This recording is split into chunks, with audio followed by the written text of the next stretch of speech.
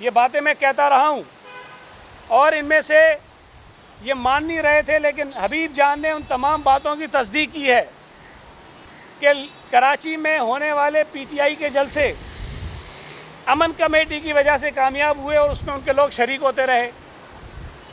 जो पीटीआई का धरना था, उस धरने में भी अमन कमेटी के लोगों ने भरपूर तादाद में शिरकत की और वहाँ तकरीरें भी की। अब भी मैं कह रहा हूँ कि वो झुटलाएं मेरी बातों को, मैं और चीज़ें बताऊँगा। वो कहें कि मैं गलत कह रहा हूँ, वो कहें कि इन्होंने कमेटी नहीं बनाई थी, वो कहें कि धरने में लोग नहीं आए थे, वो कहें कि जलसों में लोग नहीं आए थे, वो कहें कि एमएनए के घर पे दावतें नहीं हुई थी। जिन दावतों में, जिन खानों में, जिन मीटिंग्स में अली जैदी भी मौजूद होता था, इमरान इस्माइल भी मौजूद होता था और हमारे सदर पाकिस्तान आरिफ अलवी साहब भी मौजूद होते थे। हबीब जान के फ़ोन से और लंदन में पीटीआई की कोई खातून रहनुमा, गालिबन राबिया उनका नाम है शायद, उनके फ़ोन पर इमरान खान और डॉक्टर जुल्फ़िकार मिर्ज़ा की बात हुई सन 2011 में, और वहाँ पर ये सारी चीज़ें तय हुई कि अमन कमेटी पीटीआई को सपोर्ट करेगी, और उसके बाद वो सारी चीज़ें होती रहीं। अमन कमेटी में हबीब जान शामिल हुआ, जिसका मैंने कहा था। हबीब जान ने इस बात को तस्लीम किया कि वो बिल्कुल पीटीआई में शामिल हुआ था। ये बात भी उसने तस्लीम कर ली है, और ये बात अली जैदी ने 2014 में अपने ट्वीट के ज़रिए भी मानी थी। वो समझता है कि लोग भूल जाते हैं। उस ट्वीट में अली जैदी ने इस बात को तस्लीम किया कि हबीब जान पीटीआई में शामिल हुआ है और लियारी के बहुत से अफराद जो हैं उसमें शामिल हुए हैं।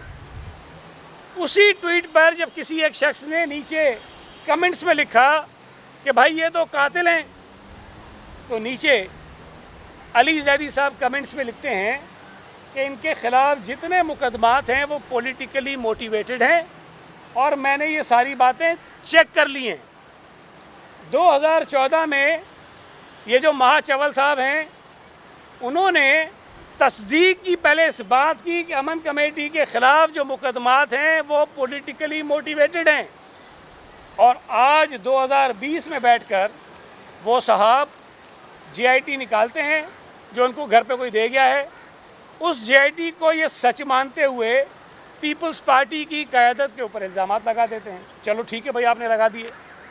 मेरा सवाल आज फिर यही है कि भाई आप पीपल्स पार्टी के ख़िलाफ़ एक कैंपेन शुरू कर रहे हैं या आप दहशतगर्दी के ख़िलाफ़ कैंपेन शुरू कर रहे हैं?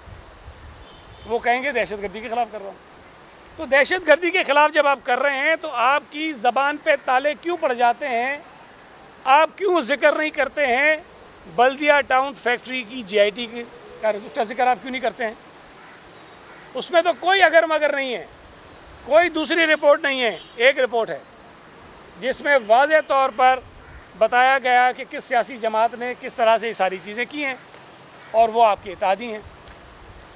जुल्फ़िकार मिर्ज़ा जिनको ये साहब कहते हैं, वो तो हुर हैं।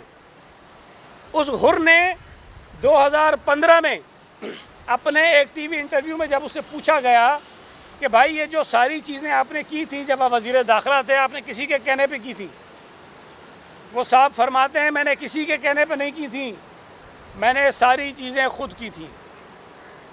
जब वो सारे अपने इक़दामात 2015 में भी तस्लीम करता है, मानता है, तो अली जैदी साहब कहते हैं कि नहीं, वो खुद मान रहा है लेकिन अली जैदी साहब नहीं मान रहे हैं। इन्होंने सिर्फ एक काम अपने 2 साल हुकूमत में किया है सही, और वो है अपोजिशन के लोगों के ख़िलाफ़ केसेस बनाओ और उनको नैब के ज़रिए गिरफ़्तार करवाओ, बस। और बाकी कोई एक काम मुझे बता दें जो इमरान खान साहब दावे करते हों और उन्होंने उसके ऊपर अमल किया हो, अपने दावों के मुताबिक वो चीज़ें उन्होंने ठीक की हों। किसी चीज़ को भी इन्होंने जो है वो ठीक नहीं किया है।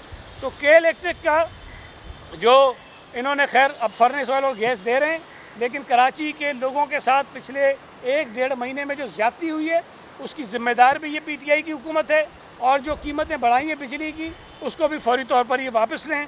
पेट्रोल की कीमतों में जो इजाफा किया है उसको भी फौरी तौर पर वापस लें।